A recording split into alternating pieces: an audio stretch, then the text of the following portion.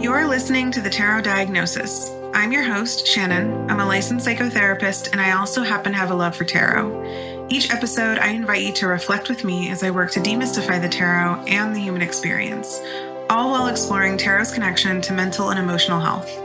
While this podcast may feel therapeutic, it is not meant to take the place of psychotherapy. So grab your cards and join me as I work to create a pathway to better understand ourselves and those around us.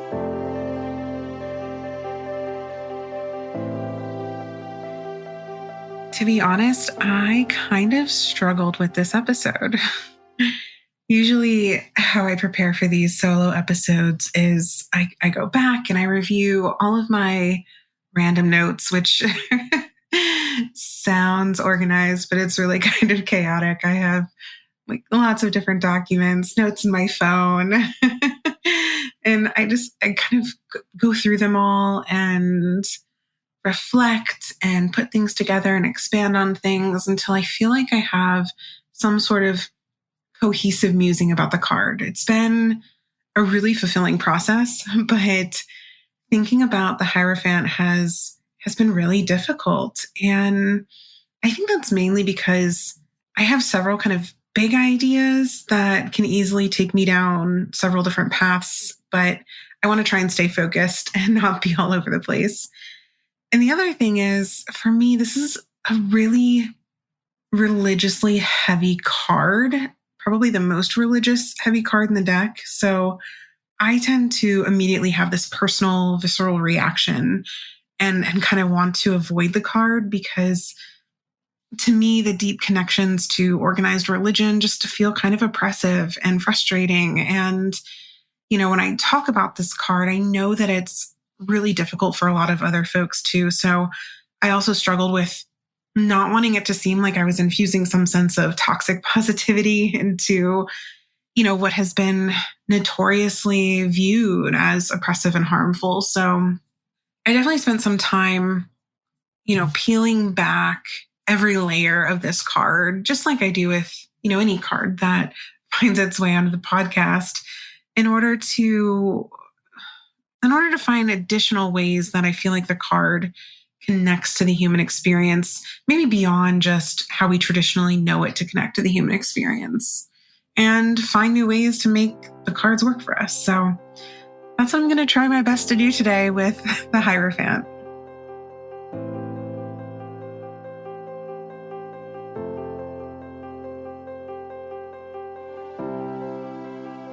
We all know that the archetype of the Hierophant carries this really profound and intricate, historic, and symbolic array of elements that are really kind of intertwined with the aspects of our current society and culture, family dynamics, and just overall religious teachings and values that we're often subjected to.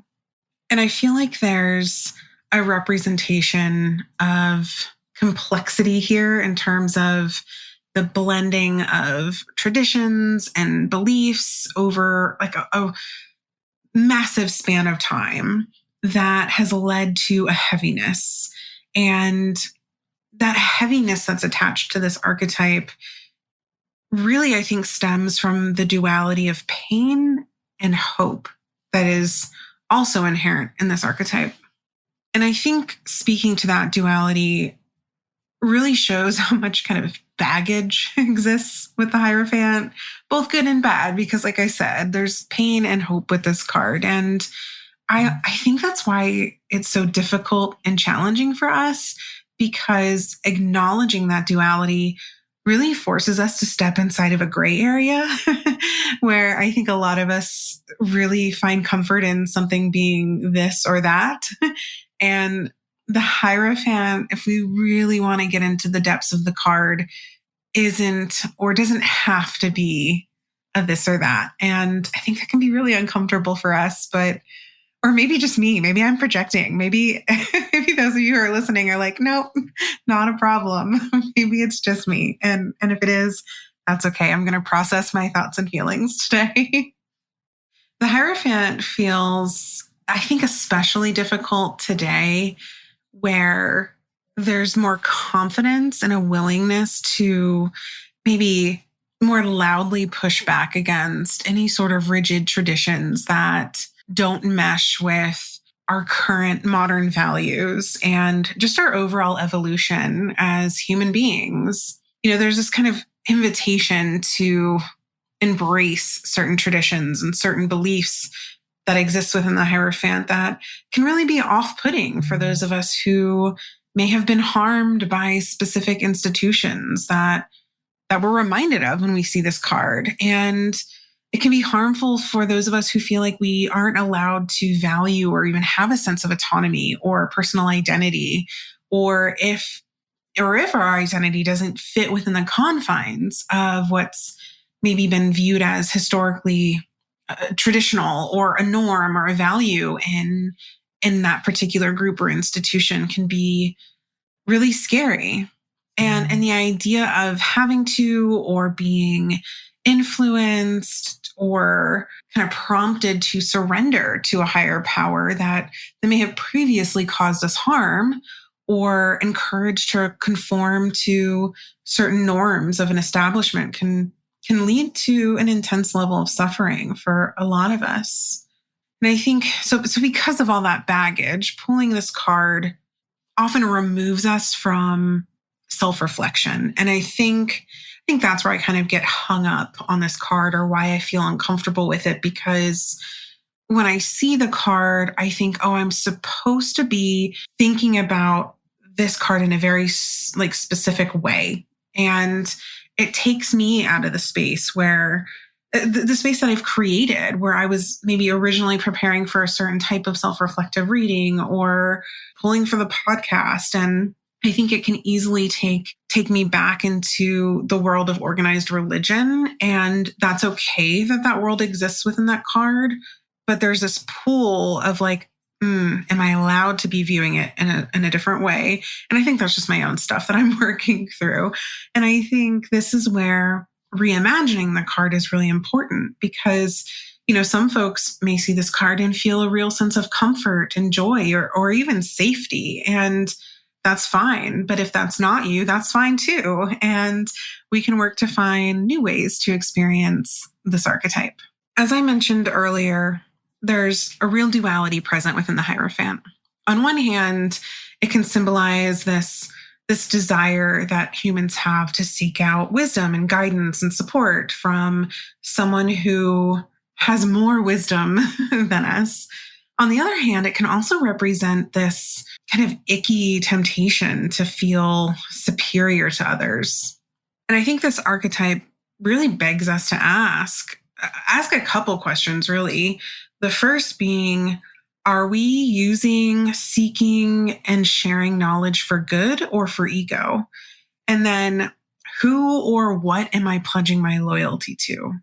To take this a step further, we could argue that the Hierophant represents 4 main avenues. I think this is where, earlier when I was like, oh, I could take this in a million different directions, I really had to condense that. And I identified 4. I don't know if I'll get to all 4. I'll try and implement all of them throughout what I'm talking about today. But I think the 4 main areas are it representing the ability to stay grounded and connected to a greater community.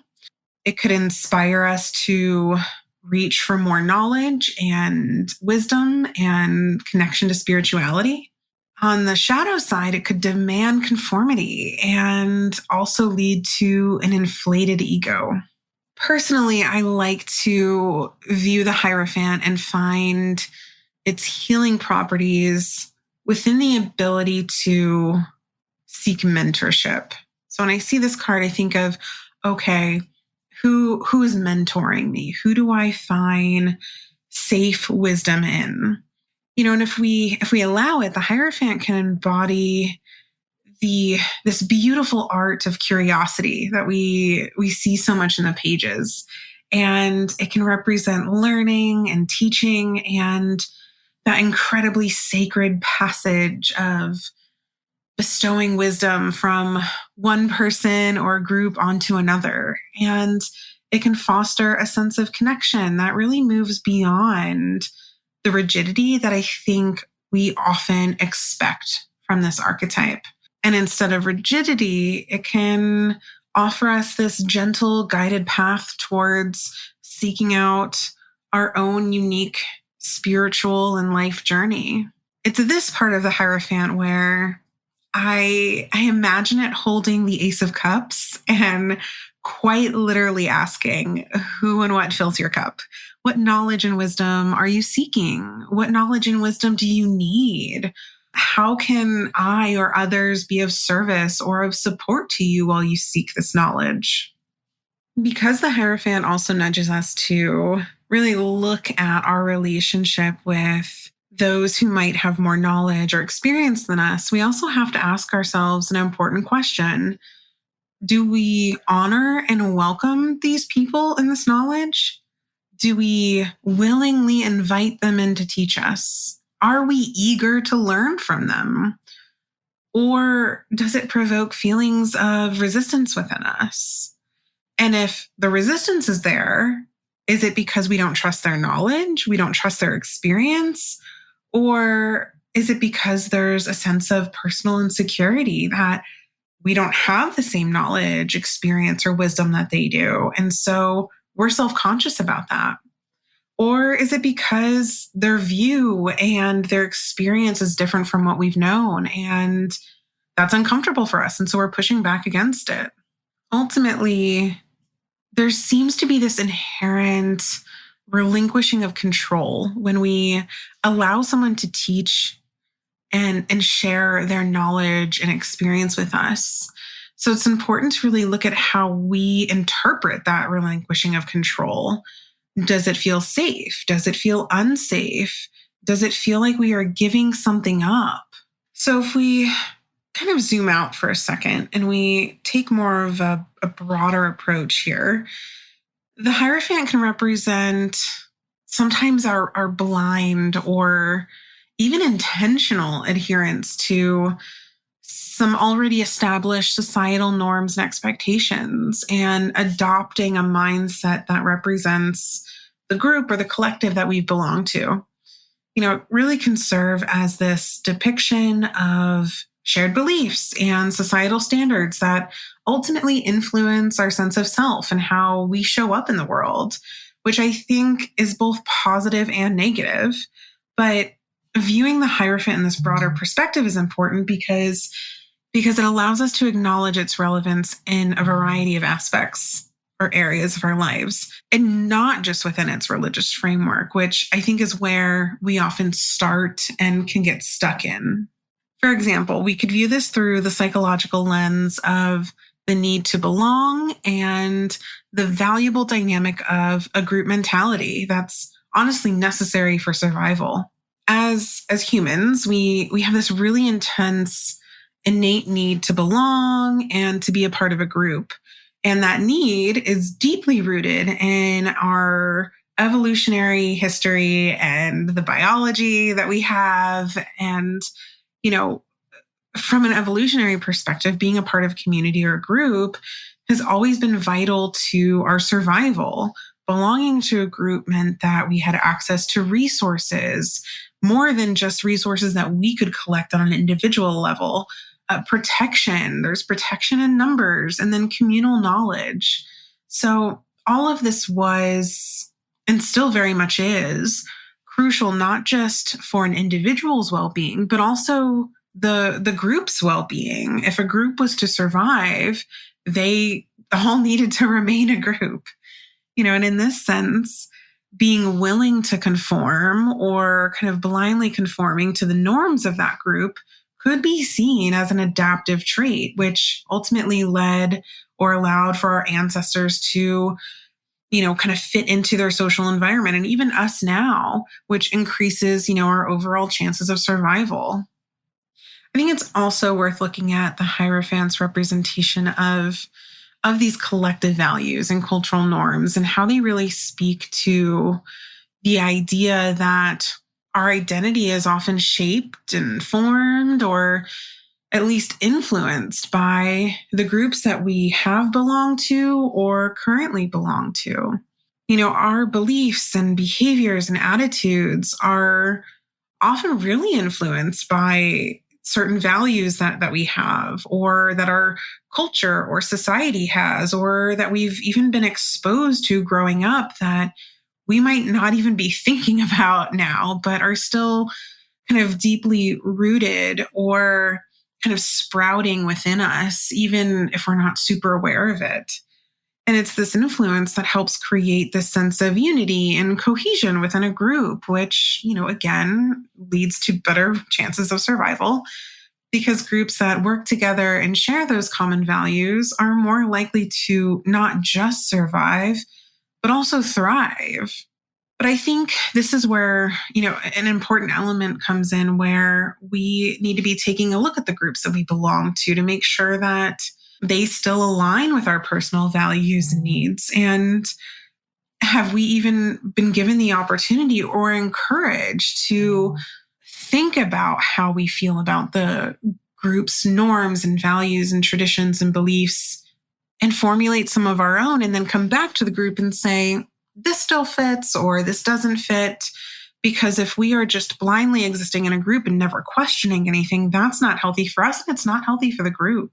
And I think that's where some of the difficulty and discomfort of the Hierophant comes in too, because when we see that card, I think a lot of us feel that kind of blind following, and it feels really uncomfortable and really unsafe. If we take this idea and we talk about it in terms of how we show up in groups today, people often conform to group norms as a way to gain acceptance and reduce any feelings of uncertainty or inferiority or isolation. I mean, think about how we show up on social media or how we might experience FOMO. I think the Hierophant also encourages us to really question this kind of inner Two of Pentacles experience, where we are balancing and juggling the drive to conform to social expectations, but also maintain our own individual identity and authenticity in the process. It really encourages us to explore this kind of psychological and emotional tension that can exist between these two drives. We could even look at the infinity symbol in the Two of Pentacles as a tangible representation of this band of tension between conformity and authenticity. The Two of Pentacles actually plays a really important role here because, there's this allure of conforming to societal norms, right? That, unfortunately might lead us to suppress our own identities or unique thoughts and perspectives or creativity or ideas. And then if we have this really kind of tight attachment to group norms, we can often either advertently or inadvertently experience or perpetuate discrimination, exclusion, or rejection to anyone who deviates from that group's norms. And I think this is, unfortunately something a lot of us are really familiar with. So pairing these two cards together offers a really valuable glimpse into healthy versus unhealthy patterns of attachment when it comes to the energy of the Hierophant and group norms and societal expectations. Exploring the Hierophant through this lens also invites us to look even further at our need to belong to certain groups and how we may have adopted or taken on specific group mentalities in order to avoid being outcasted. But we still have to ask ourselves, does this group mentality align with my personal values? Is my individual and collective identity celebrated here? Like, what is my role? How am I showing up? How does this fuel me? How does this inspire me? And if you are not finding answers to those questions, that's significant. A shadow component of the Hierophant that I don't see explored often enough is this inflated ego.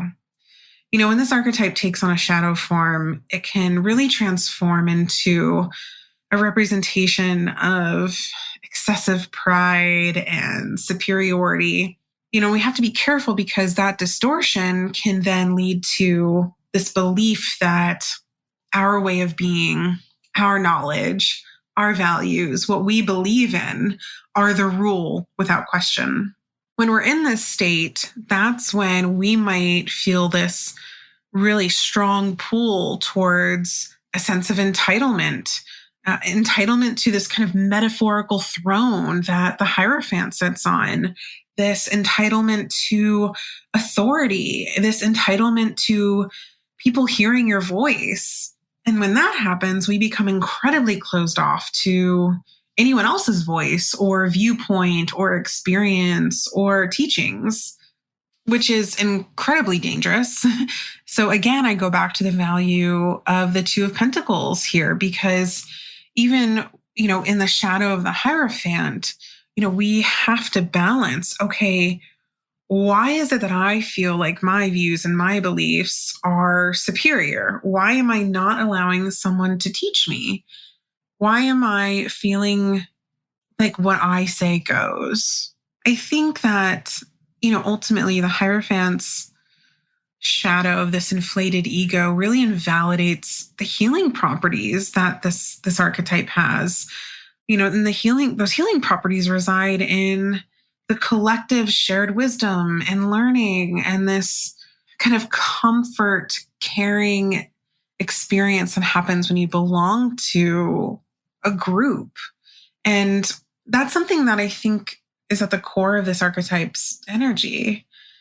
But the shadow here really reflects a reluctance to step down from the throne of expertise and instead really displays a sense of arrogance and a rigidity and unwillingness to acknowledge that every person possesses some sort of insight or personal experience that we could learn from.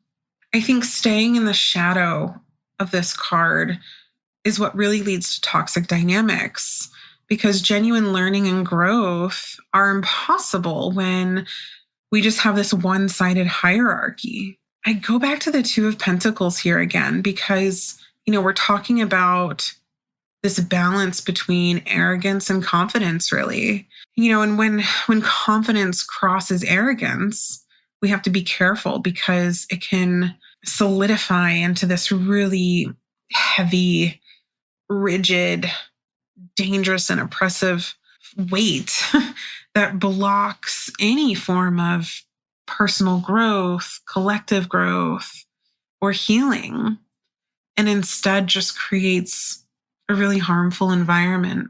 But when we're confident and we have a healthy sense of self, we can happily and emphatically stand up from that throne that the Hierophant sits on and invite someone else to take a seat and teach us and share. This is really the ultimate antidote to the toxicity of the shadow of this ego-driven Hierophant.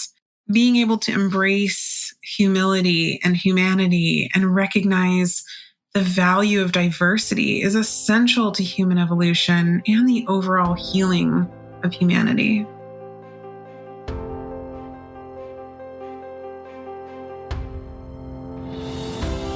Thank you so much for listening to The Tarot Diagnosis.